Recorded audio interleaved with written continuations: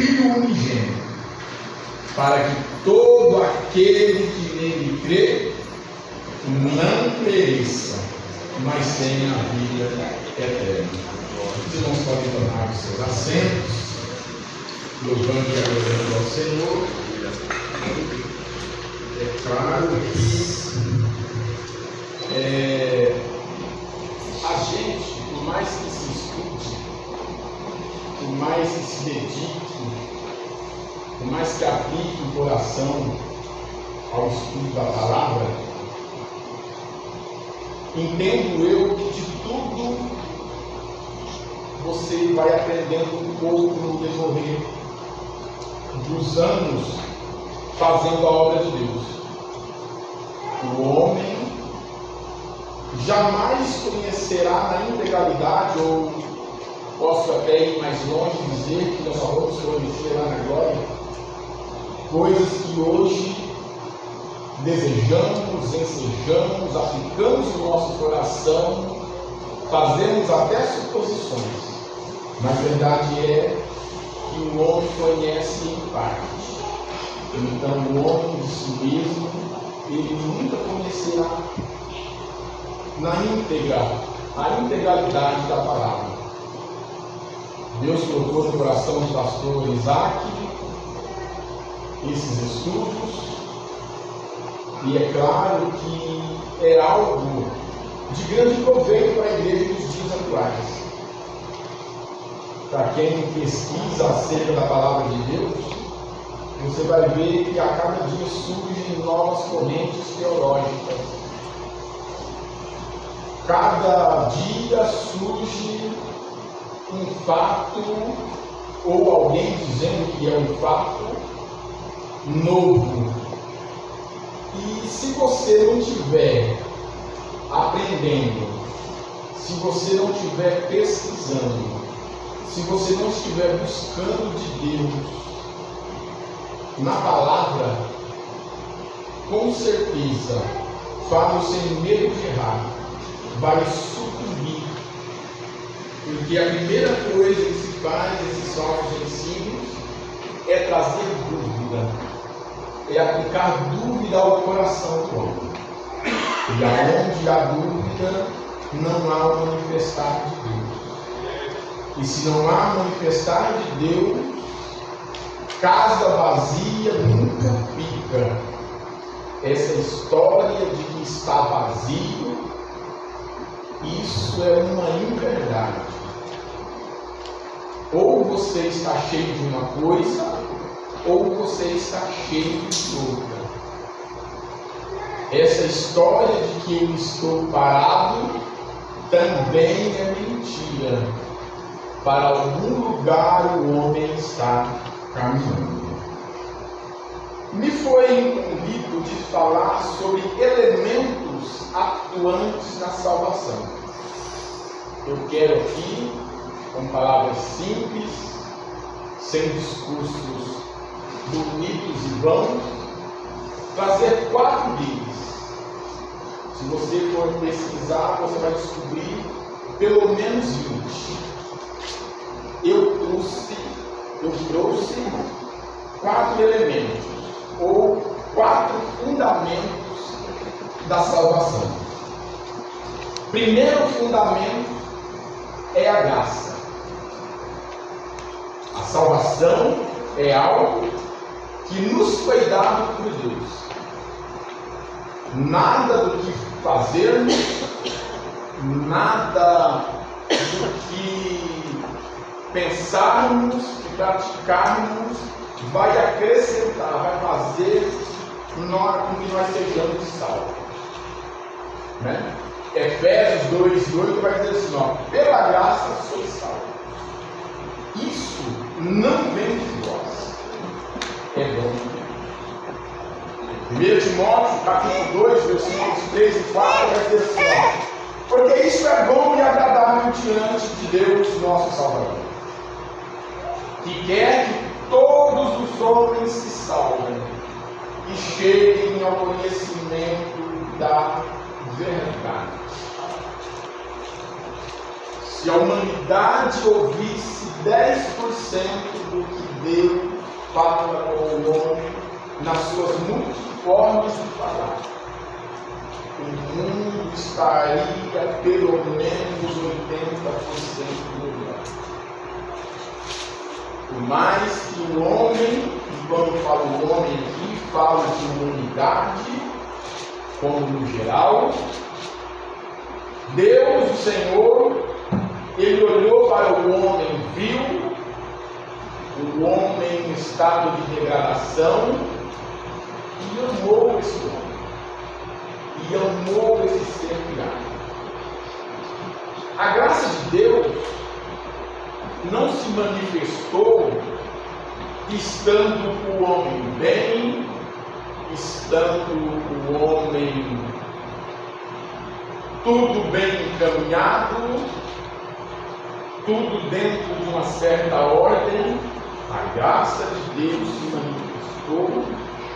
Vamos começar lá em Romanos 3, capítulo 3, versículo 9. Diz assim, ó, do 9 até o 11, depois o 23. Pois que somos nós mais excelentes? De maneira nenhuma. Pois já dantes demonstramos que tanto judeus como gregos, todos estão debaixo de Deus. Como está escrito, não há um justo, nenhum sequer. Não há ninguém que entenda, não há ninguém que busque. Aí vem o capítulo 3 e 23. Porque todos pecaram e destituídos estão da glória de Deus. Qual era o estado do homem quando a graça se manifestou? Você pode responder aí? Por caído. Depois o homem cai, aí vem 6 e 23 a parte A. O salário do pecado é a morte.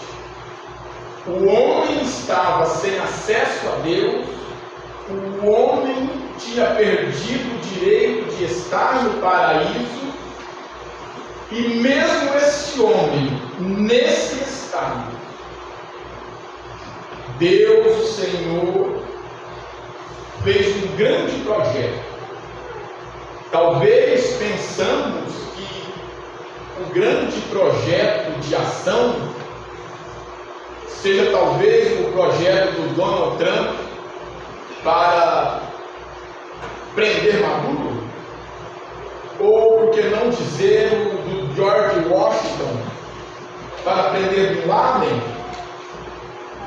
que usou toda sorte de polícia, de inteligência policial para fazer.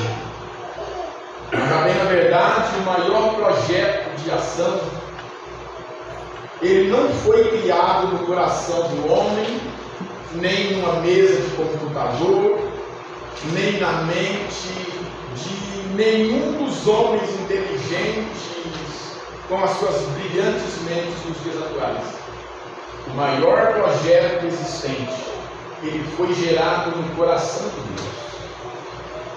O projeto da salvação não é algo tão simples.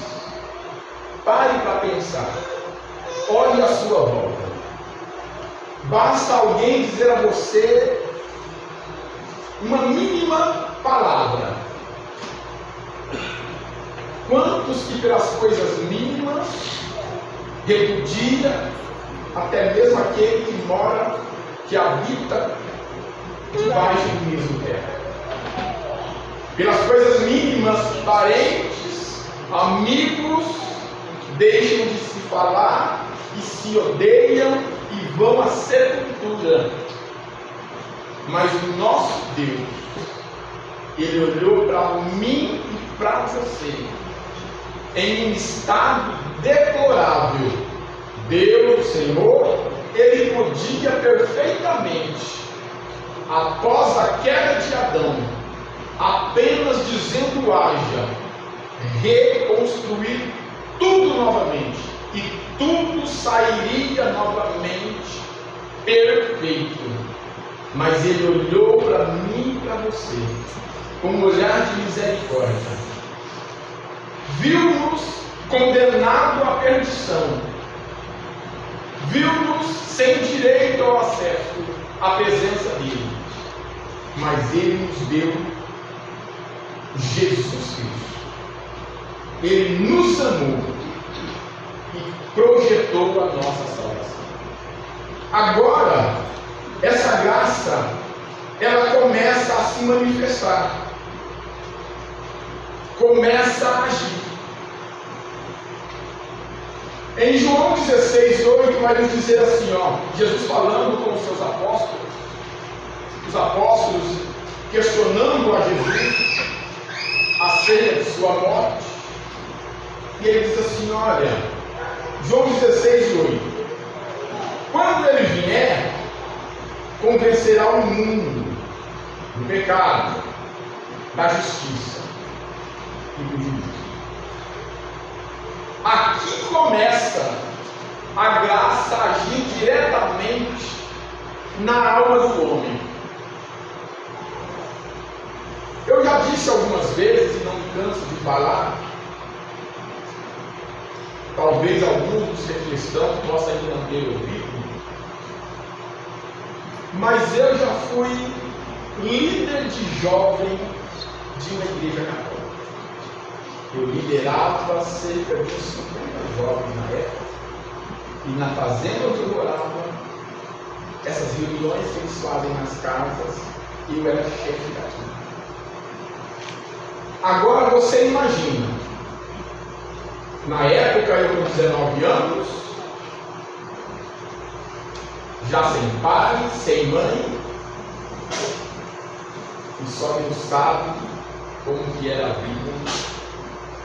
Será que, se você vivesse há 22 anos atrás,